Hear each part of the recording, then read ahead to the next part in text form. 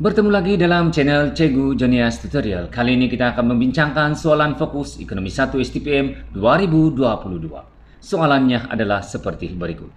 Firma pasaran persaingan sempurna mendapat untung kurang normal dalam jangka pendek. Jelaskan perubahan keseimbangan jangka panjang berpandukan gambar raja yang sesuai. Sebelum kita menjawab soalan ataupun melihat contoh jawaban, maka kita akan bincangkan dahulu kehendak soalan. Sebagai rujukan kepada calon-calon, soalan ini adalah berkaitan dengan keseimbangan firma pasaran persaingan sempurna dalam jangka panjang. Ini karena dalam jangka pendek, firma pasaran persaingan sempurna boleh mendapat untung lebih normal, untung normal, dan untung kurang normal. Tetapi dalam jangka panjang, firma pasaran persaingan sempurna hanya mendapat untung normal sahaja.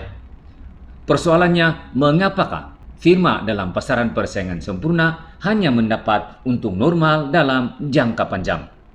Jadi kalau kita lihat di sini, oke, sebelum kita bincang soalan, kita lihat keadaan. Sebenarnya terdapat dua keadaan, yaitu firma mendapat untung lebih normal dan firma mendapat untung kurang normal. Dan akhirnya berlaku penyesuaian sehingga firma hanya mendapat untung normal saja dalam jangka panjang.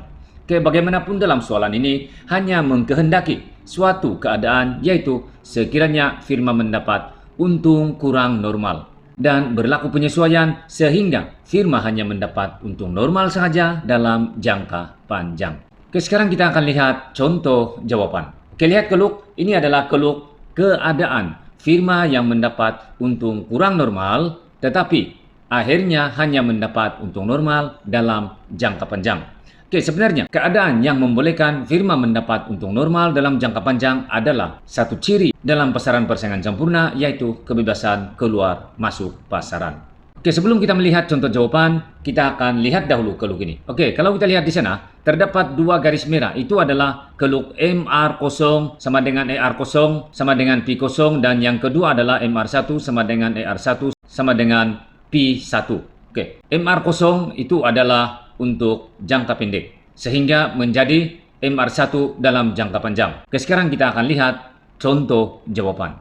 1. Keseimbangan firma pasaran persaingan sempurna tercapai apabila keluk MR0 bersilang dengan keluk LMC pada titik I0. 2. Ketika ini kuantiti keseimbangan adalah Q0 dan harga keseimbangan adalah P0, manakala kos purata adalah P2. 3. Jumlah hasil firma adalah O P0 I0 Q0, tetapi jumlah kos adalah O P2 E Q0. Maka firma mengalami untung kurang normal sebanyak P0 P2 E I0. 4. Untung kurang normal menyebabkan firma kurang cekap menutup operasi dan keluar dari industri.